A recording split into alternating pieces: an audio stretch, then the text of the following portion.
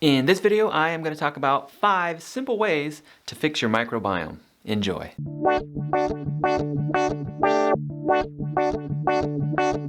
The first 3 steps that I'm going to give are the most important for most folks, and steps 4 and 5 are more situational, so more on that when we get to steps 4 and 5. So let's get started here. Step number 1 is to become aware of all the different dietary supplements that you are taking and know that there are some ingredients in those dietary supplements that could potentially disrupt your microbiome.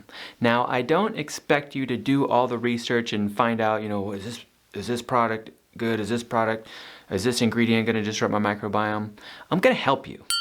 So if you're taking a dietary supplement and you wonder if that does have ingredients that are going to jack up your microbiome, then just in the comment section below, just list the name of the product and the company that makes it, and I'll get back with you and let you know if that one's okay. And if it's not okay, then I'll provide a link in the description to a product that is okay, that will still give you the same benefit but doesn't have the additives that may be disrupting your gut microbiome. Now, there are other pharmaceuticals that you take that have additives in those as well. We don't have much control over those unless you see a naturopathic doctor, and they could give you some guidance on whether or not you need to be taking certain pharmaceuticals. But if you follow these 5 steps and you get your microbiome in perfect health and you maintain it, a lot of maintenance pharmaceuticals you may not even have to take, but for sure, talk with your doctor or naturopathic doctor before stopping any medications.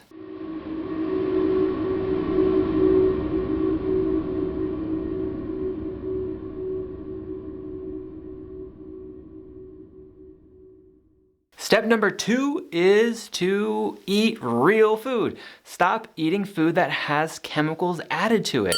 If you live in the United States or any westernized country, you know what I'm talking about. Everywhere you go, you're bombarded with all these different chemicals, and a lot of these things, emulsifiers, antibiotic residues, pesticide residues, these things disrupt your microbiome.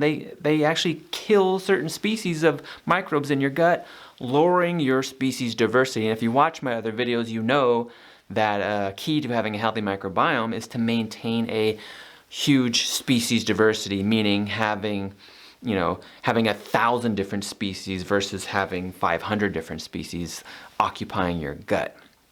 So eating real food, whole plants, whole vegetables, things that grow from the earth and don't have these fake chemicals added to them, is what is going to help you to maintain a healthy microbiome, simply because you're not going to be killing off some of your friendly species with these chemicals.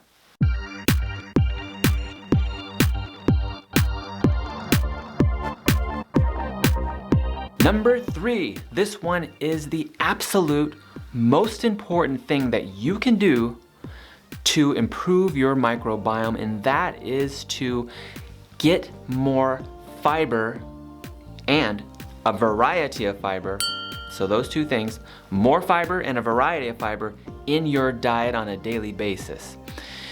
What you eat feeds your microbiome, and what feeds the good friendly species is the types of things that your body is unable to digest, and that is fiber.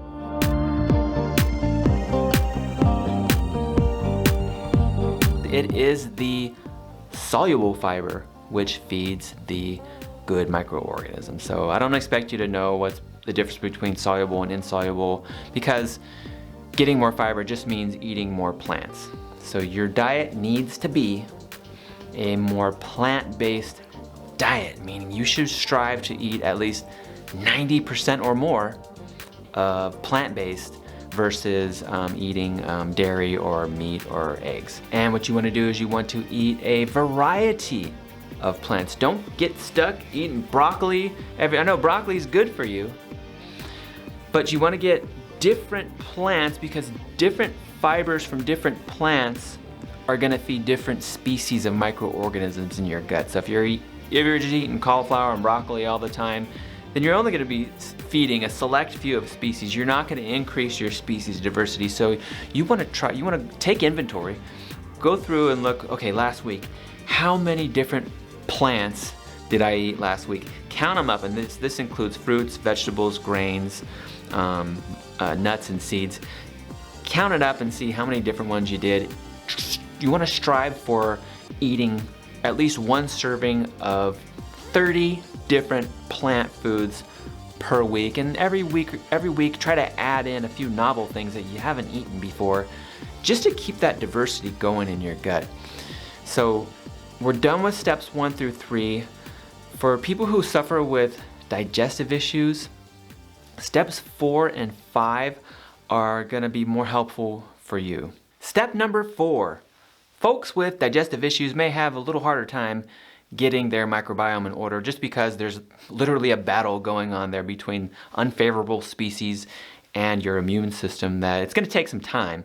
So if you follow steps 1 through 3, expect to maybe start feeling better within 3 to 4 weeks. And if you're not quite feeling as good as you thought you would be feeling, then step 4 is to take a high quality probiotic dietary supplement. And if you don't know what a probiotic is a blend of, it could be one or more species of bacteria that you take in a pill form, and when you take it, it has been proven scientifically to confer a health benefit on you. And if you have any questions or anything about that, leave it down in the comment section below, or just go check out my many other videos that I've made on the microbiome. And for that matter, you might want to also check out the video I made on my favorite probiotic supplement to get a good idea of what a good high quality probiotic supplement is. So step 4, take a probiotic. Moving on to step 5, which is to determine if you have any food sensitivities. Now, I made another video on this as well. I'll put the link down in the description below. But food sensitivities, there's a couple things you could do to figure it out. You could take a food sensitivity test, or you could do an elimination diet. Again, I've made videos on both of these topics, so I'll put the links down below for you for that. But the reason why we want to determine if we have food sensitivity is because if there is some food that you are eating, being exposed to on a daily basis, and if your immune system is reacting to that food, then it's going to be hard for your gut microbiome, for the good guys, to colonize your microbiome, because your immune system is always going to be trying to fight everything, and your immune system may even try to fight off the good guys too. So you need to determine if you have any food sensitivities, and once you do, same thing, you determine if you have food sensitivities, and then you avoid those foods for about 3 to 4 weeks. You should start to feel better. And that's all I have for you today. If you have any questions, please put it down in the comment section below.